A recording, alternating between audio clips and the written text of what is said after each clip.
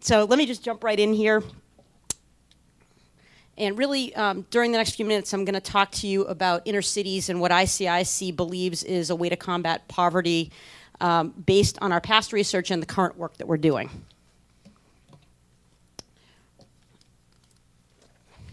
So as our name suggests, ICIC's approach is to target inner cities. So let's take a look at how we define an inner city and why we focus on them. So inner cities, as we've just talked about, and Todd, thanks for the great introduction there, because that's a great segue. What we define as an inner city is really concentrated areas of economic distress. We don't use the 40%, actually. We use a 20% poverty rate. But it also includes areas of high unemployment and low household income, and you can kind of see the definition here.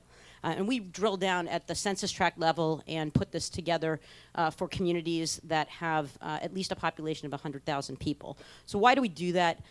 The reason we do that is by focusing on inner cities. By definition, these regions are poor, and the 80-20 rule sort of applies here. So just in the 100 largest inner cities alone, they account for nearly a fifth of all poverty and a third of all minority poverty. So you can see that this is really sort of a wholesale approach to tackling the poverty problem, as opposed to sort of a scattergun approach. And so really, what does that mean? So now that we can sort of identify these concentrated areas of poverty, how do you actually address it? And we really believe that there's a business-led approach to doing this. So rather than merely dealing with the social consequences that we obviously are all very well aware of, why not do things that help create jobs and economic opportunity for the residents that actually live in these different areas?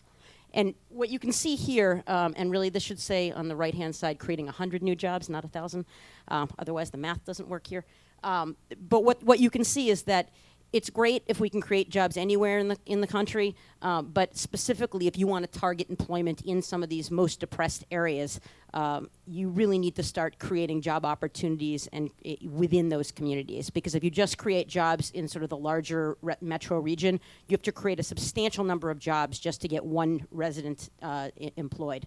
So it really just shows you that jobs anywhere, as I've got up there, are really not enough. And you can really see this. I mean, the rising tide, particularly for inner cities, does not lift all boats. If you just take a look at an aggregate of the 100 largest inner cities that we have here over the course of the last decade, while the rest of the economy has shown growth, you've actually seen a decline in jobs in inner cities. So what have we learned from our research?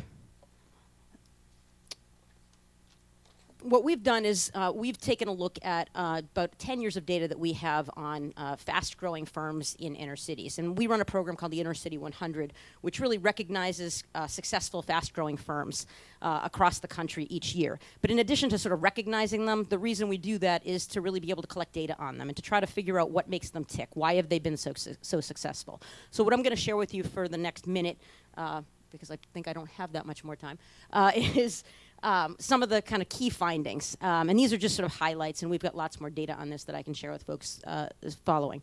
As you might expect, capital access for small businesses, for inner city businesses, this is always an issue.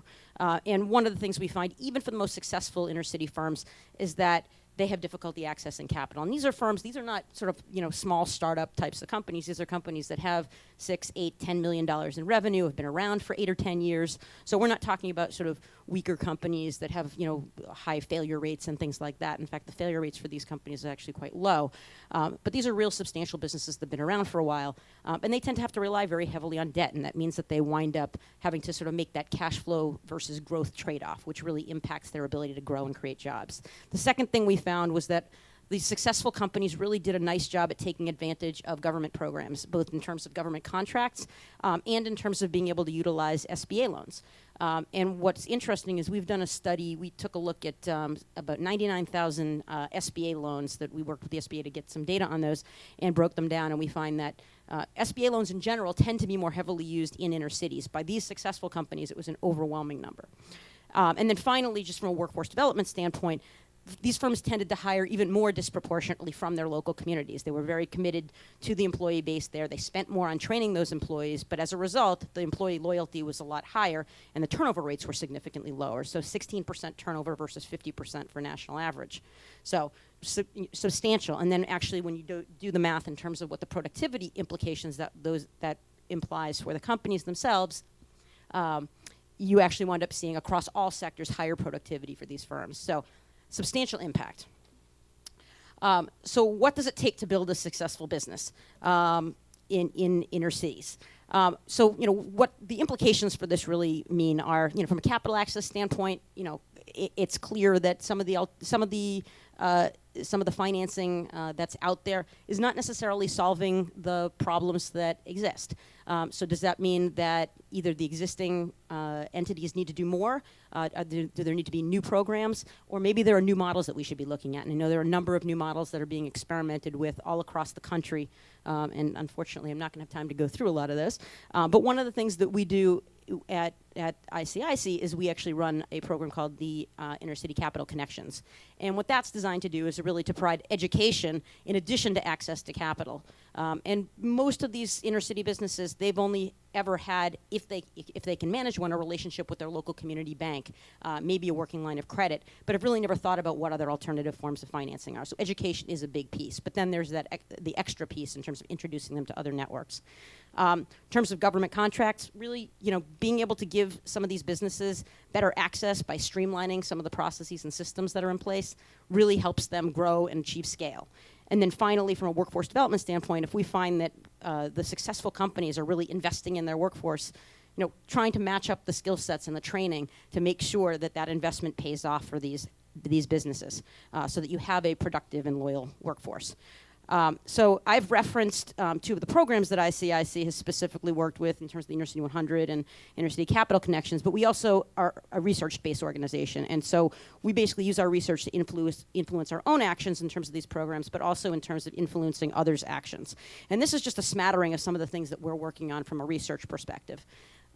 Can I have 30? Okay. So I've already mentioned access to capital. We do a lot of work on industry clusters, and let me sort of lump together sort of our industry clusters and industrial cities. We just completed a project with the Philadelphia Industrial Development Corporation looking at land use in conjunction with a whole host of other organizations. Taking a look at what gaps there are within certain clusters, within cities, to really understand what assets are on the ground, both in terms of infrastructure and in terms of people. We're doing some work right now with the Apollo Alliance to really try to define what green jobs are and what opportunities there may be for inner city residents and how to get the skills into those areas. In terms of anchor institutions, which Carol mentioned, we did work with CEOs for Cities a while ago. We are actually now doing a project with the Cleveland Clinic to revisit that and take a look at how that applies, whether that framework still holds and whether it holds true for some of the healthcare institutions in addition to the educational institutions.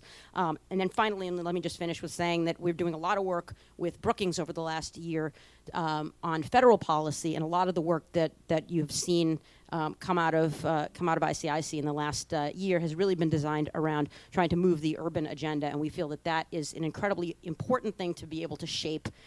Really, a lot of that has come down to the capital needs, which we've already talked about, but also land use policies, and then the critical investment in infrastructure, because that is one of the key advantages that these areas have.